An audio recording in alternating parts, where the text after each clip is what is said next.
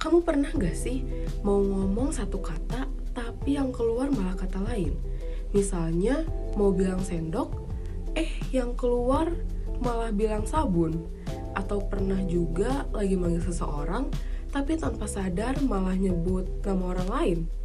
Kalau pernah, tenang, kamu bukan satu-satunya. Dalam ilmu psikolinguistik, fenomena ini punya nama, yaitu slip of the tongue, atau yang sering kita kenal sebagai keseleo lidah. Assalamualaikum warahmatullahi wabarakatuh. Halo semuanya, perkenalkan saya Julia Rahman dengan NIM 24210024. Di video kali ini, kita akan membahas salah satu fenomena yang sering terjadi saat berbicara, yaitu slip of the tongue.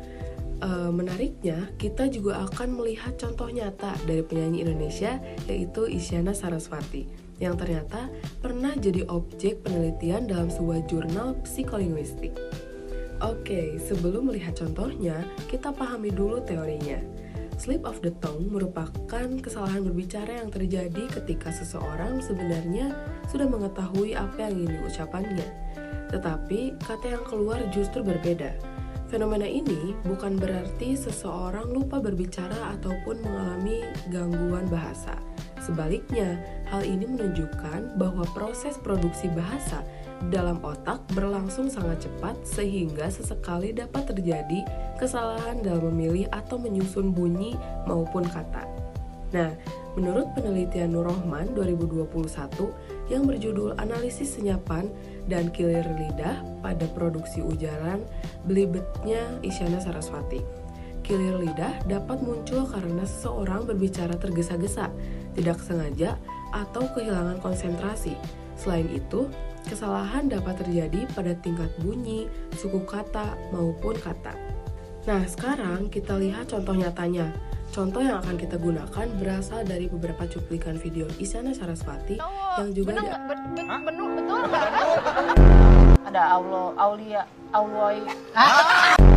Aku pernah lagi pijet, ada lagu, aku judul adanya. Aku ada lagu. Nah, kalau diperhatikan, Isyana sebenarnya sudah mengetahui apa yang ingin ia sampaikan.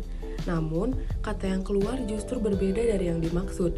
Inilah yang disebut sebagai slip of the tongue. Kesalahan seperti ini terjadi bukan karena tidak memahami bahasa, melainkan karena proses pemilihan kata di dalam otak berlangsung sangat cepat. Nah, pada contoh ini, Isyana kembali mengalami kekeliruan ketika berbicara. Ia kemudian langsung menyadari kesalahannya dan memperbaiki ucapannya. Hal seperti ini sangat umum terjadi. Bahkan, peneliti menemukan bahwa kekeliruan seperti ini bisa muncul ketika seseorang sedang berpikir lebih cepat daripada proses mengucapkan kata-katanya. Aku pernah lagi pijet, ada lagu, aku judul adanya. Aku ada lagu judulnya ada-ada aja. Kebolak-balik tadi aku ya. Iya, lanjut aja, nggak usah dipikirin, nggak usah. Kemana nggak usah, kita ngerti, lanjut aja. Di contoh berikutnya, terlihat bahwa Isyana sempat berhenti sejenak sebelum melanjutkan ucapannya. Dalam psikolinguistik, jeda seperti ini disebut senyapan. Nah, senyapan sering muncul ketika otak sedang mencari kata yang tepat sebelum diucapkan. Sementara, jika kata yang keluar justru keliru, fenomenanya disebut kilir lidah atau slip of the tongue. Supaya lebih mudah dipahami, bayangkan otak kita seperti mesin yang bekerja sangat cepat.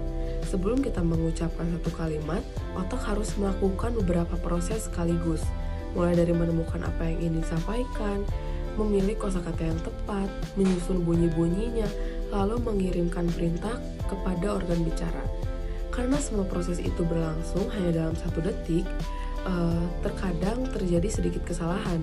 Akibatnya, kata yang keluar bisa tertukar, berubah bunyinya, atau bahkan tergantikan oleh kata lain yang sebenarnya tidak ingin kita ucapkan. Itulah sebabnya fenomena ini dianggap wajar dalam kajian psikolinguistik. Jadi, slip of the tongue bukanlah tanda bahwa seseorang tidak pandai berbicara. Sebaliknya, fenomena ini menunjukkan betapa kompleksnya cara kerja otak ketika memproduksi bahasa. Melalui contoh Isyana Sarasvati dan penelitian yang telah dilakukan, kita dapat memahami bahwa kesalahan berbicara merupakan bagian alami dari proses berbahasa. Semoga setelah menonton video ini, kalian jadi lebih memahami bahwa salah ngomong ternyata memiliki penjelasan ilmiah dalam ilmu psikolinguistik. Terima kasih sudah menonton dan sampai jumpa di video berikutnya.